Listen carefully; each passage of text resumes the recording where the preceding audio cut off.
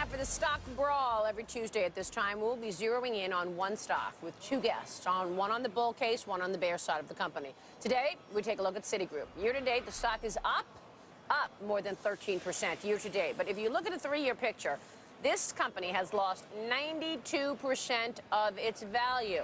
With FinReg in motion, Basel looming, and the stock higher over the short term, is now the time for investors to reconsider buying Citi or possibly get out. We whip out the gloves right now. Joining us now is Bull Dick Beauvais, Senior Vice President of Equity Research at Rockdale Securities, and our bear, Harry Rady, CEO of Rady Asset Management. Gentlemen, good to have you on the program. Thanks so much for joining us today on this important subject. Dick, Citigroup is your favorite stock in the space right now. It's trading under $4 a share. Break it down why you are so bullish. Okay, well, I think you can take a look at two parts of the company. One is Citicorp, which is the ongoing company, and the other is Citi Holdings, which is the part of the company that's being liquidated. In the ongoing company, you have one of the largest, if not the largest, international credit card company in the world. And there are, for every one person in the United States, 10 people from India to the Pacific Ocean, all of whom are seeing their wealth grow at a much faster rate than in the United States. It has one of the largest capital markets businesses in the world. The capital markets industry is under a lot of pressure right now, but the pent-up demand for mergers and acquisitions is simply huge in the United States.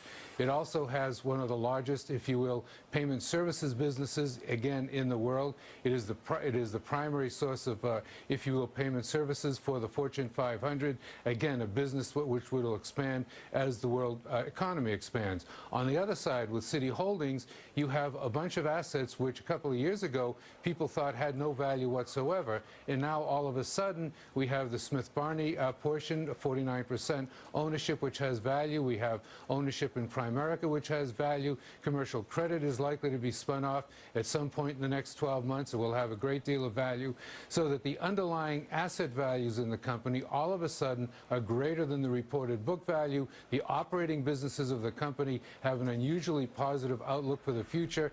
The earnings per share should be 70 cents. A couple of years from now, the stock should hit 8.5. I think it's a buy. Harry, you're not a buyer at all. In fact, the only move you would consider is shorting this stock if it moved to $5. Why so bearish? Well, I guess in this case, one man's trash is another's treasure. Bigger is not necessarily better. And the case that Dick made is that they're the biggest, the biggest, the biggest. And, from our perspective, we want to buy the best of breed company in a given segment. And they're, mediocre in, a dozen different business segments. So, 250,000 employees, 140 different countries. It's just too big to manage, and the company will always receive a conglomerate discount. So I don't know why anybody would want to own a company where their assets will always trade at a discount because they're put together. The company ought to be split apart into 6 or 7 different disparate companies so that they can be the best of breed companies in each of their segments. And I think that they very well could be. Even though, Vikram Pandit has sold so many assets, he's taken about $500 billion out of the balance sheet. Yeah, he's done a good job. There's no doubt about it. But he's got a long, long way to go. And I think that, making earnings estimates at this point in the game, given the potential for a double dip, given what's happening internationally, it's impossible to determine, what hundreds of thousands of assets are going to do and how they're going to perform. The assumptions that go into the non-performing assets, just a minute change can have an enormous difference in future earnings power. So it's really impossible to determine. Dick, you believe there's stock potential in Citi, but you need a catalyst for these things, right? I mean, Pandit has taken $500 billion out of the balance sheet, zeroed in on where he sees this company, pure vanilla banking, the good Citicorp versus the bad assets. But what is it going to take to get the stock moving again? Well, I think, you know, the only thing that's necessary for it to happen at the moment is for the government to get out of the way, right? In other words, the only thing that's holding down this stock price at the present time is the fact that the government is selling 7.7 billion shares, and I guess they sold about 40% of that up to this point. Once the government is finished with selling its position, which should be, you know, by the end of the summer, probably early autumn, I think the stock rapidly gets to 5.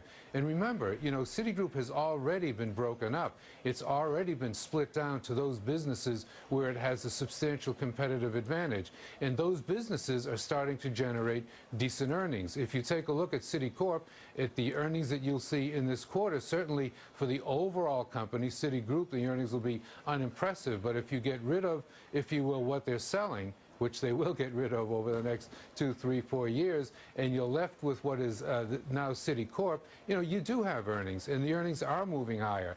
If the world economy is going to grow, I don't care, at 2%, you know, Citicorp is going to see its loan loss provisions come down relatively dramatically. It's not going to be losing $8 billion a quarter any longer. It's going to be losing $1 to $2 billion, which would be more normal for a company of its size in an expanding economy. Yeah, but what about so FinReg? I mean, doesn't FinReg take some of that earnings power out? I don't think so, not at all. It's been my view for a while that FinReg does not hurt the banks, it hurts everybody else. I mean, essentially, you're going to see prices go up substantially in consumer finance to replace whatever FinReg is going to pull, you know, from that side of the business. And in terms of, you know, these ridiculous regulations about, you know, where you put the derivatives business, it's already in the holding company. So it's all, that's only codifying something that already exists. All right. And you're not dealing with... Go ahead. Okay. No, make your last point. Oh, okay. And if you take a look at, you know, the overall growth in money supply worldwide, that's what drives the business. In other words, unless you assume that money supply is going to shrink worldwide, then there's going to be more and more money that has to be moved from one place to the other, which is going to be invested in instruments, which is going to show up as deposits, all of which Citi is going to get a significant portion of, which is why its earnings will be substantially higher. Gentlemen, you make great points on both sides of it. Go ahead, make your final point, Harry. You know, you've got to look at the balance sheet, which is dominated by level 2 and level 3 assets. So mark to market doesn't really come into effect there. So, you know, it's impossible to predict the future. And again, their balance sheet is dominated by these level 2 and level 3 assets. Gentlemen, thank you very much. Great conversation. We appreciate it. You've heard now the bull and the bear case on Citi. Question is, would you be a buyer of the stock at these levels? Take our poll challenge. Post your comments about Citigroup. Go to investoragenda.cnbc.com. We'll unveil the results at the end of the next hour. Meanwhile,